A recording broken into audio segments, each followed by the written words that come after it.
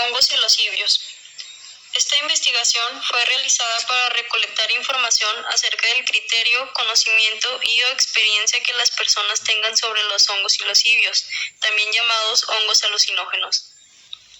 Aunque es un tema con mucho prejuicio, en la actualidad la mentalidad está siendo más abierta en cuanto a nueva información en distintos ámbitos de la sociedad en la que vivimos. Los hongos y los cibios hoy en día están siendo tomados en cuenta como posible tratamiento junto con terapia psicológica contra trastornos mentales, entre ellos la depresión. Trastorno psicológico de los más comunes entre la sociedad en todo el mundo. Cifras de la Organización Mundial de la Salud destacan que la depresión constituye un problema importante de salud pública. Más del 4% de la población mundial vive con depresión. La depresión se caracteriza por la presencia de tristeza, pérdida de interés o placer, sentimientos de culpa o falta de autoestima, trastornos del sueño o del apetito, sensación de cansancio y falta de concentración. Este trastorno puede llegar a hacerse crónico o recurrente y en su forma más grave puede conducir al suicidio. Hay evidencias de la relación de los hongos con el humano, que datan desde el año 6000 a.C. Una de ellas son unas pinturas rupestres encontradas en Tassili, Argelia. Los hongos psicodélicos producen psilocibina como estrategia de defensa, ya que disminuye el apetito de los insectos depredadores como las hormigas. En cambio, en los humanos, la sustancia psilocibina de los hongos es capaz de restablecer redes neuronales que la depresión destruye, poniendo nuevamente en marcha el cerebro para salir del estado de letargo generado por esta patología psicosocial. Fue en nuestro país, México, en los años 50 que se dio una gran relevancia en cuanto a divulgación sobre este tema gracias a una indígena a la cual llamaban la sabia de los hongos.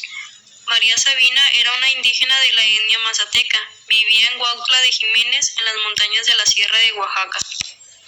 Fue Robert Gordon Wasson, un periodista norteamericano, que viajó a México en busca de María Sabina, ya que quería vivir la experiencia de los hongos y además aprender todo sobre ellos. El testimonio y registro de la visita de Wasson fueron publicados en 1957 en la revista Life, revista estadounidense, y esta causó gran revuelo a nivel científico como también social. Fue hasta 1968 que Robert Wasson y su esposa publican su libro The Wondrous Mushroom. Sin embargo, es importante mencionar por la memoria de María Sabina que al final no quedó muy satisfecha de haber compartido con Wasson lo que sabía de los hongos, ya que sentía que se habían entrometido en su pureza. Debido a que María Sabina ahora era conocida fuera de México, entre algunas de las más famosas celebridades que la visitaron fueron John Lennon y Walt Disney, además de Aldous Huxley, filósofo y escritor. El escritor de Un Mundo Feliz hizo más de un apunte sobre la mescalina y la psilocibina. Se cree que en los años 60 volvió a México y pudo conocer a María Sabina debido al libro que publicó junto a Robert Wasson y Robert Graves, La experiencia del éxtasis, 1955-1963. Robert Gordon Wasson terminaría por convertirse en el padre de la etnomicología. La etnomicología es una disciplina nacida en México a mediados del siglo XX. Él mismo la definía como el estudio de la relación entre la sociedad y las diferentes especies de hongos.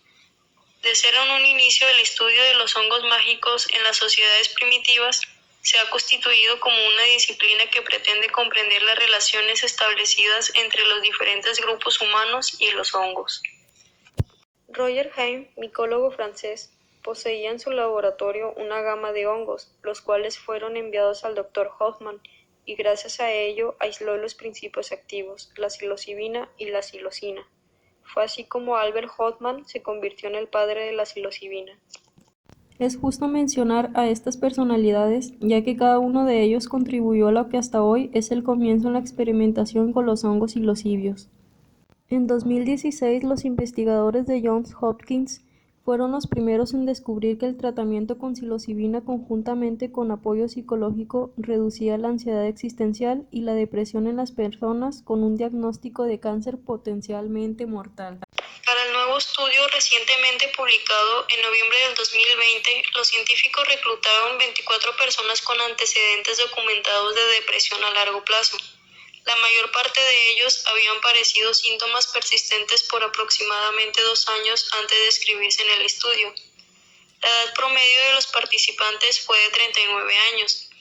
Los participantes tuvieron que dejar de tomar gradualmente sus antidepresivos antes del estudio, con el apoyo de su médico tratante, a fin de asegurar una exposición inocua a este tratamiento experimental. A todos los participantes se les aplicó la escala Grid-Hamilton para la evaluación de la depresión al inscribirse, y también después de 1 y de 4 semanas después de completar el tratamiento.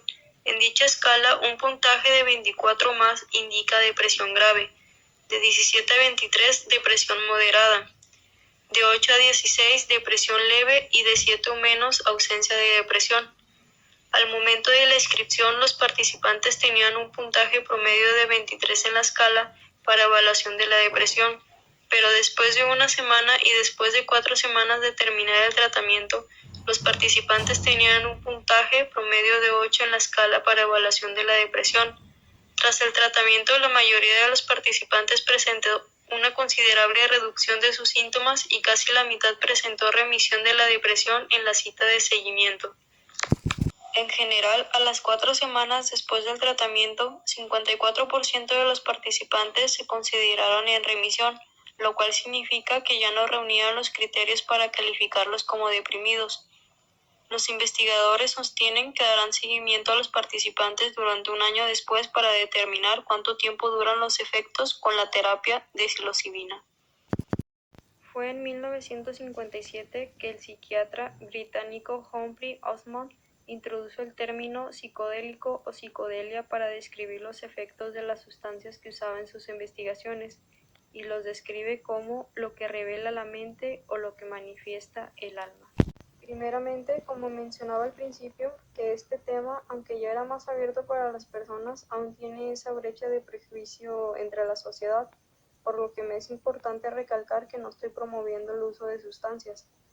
Más bien, lo que me gustaría destacar sobre todo esto es que, como bien sabemos, de nuestra mente aún tenemos algunas dudas sin respuesta exacta. Yo confío en que con el paso del tiempo es seguro que iremos descubriendo muchas nuevas situaciones respecto a ellas, que nos ayudarán a entendernos mejor y entender a las demás personas. Las primeras civilizaciones aprendieron a sobrevivir con muchas herramientas que la naturaleza proveía, por lo que a mí en lo personal siempre voy a preferir lo natural a algo que haya sido procesado, haciendo referencia a los psicofármacos. Aunque el tema de los hongos psilocíbios junto con terapia psicológica es muy reciente, yo veo en esto todavía un largo camino por recorrer, en el que descubriremos y aprenderemos muchas nuevas cosas. En esta ocasión decidí hablar un poco de la historia de los hongos psilocíbios como tal, para que conocieran un poco más acerca de ellos. Espero haya captado su atención en algún dato y que se hayan interesado en este tema. Gracias.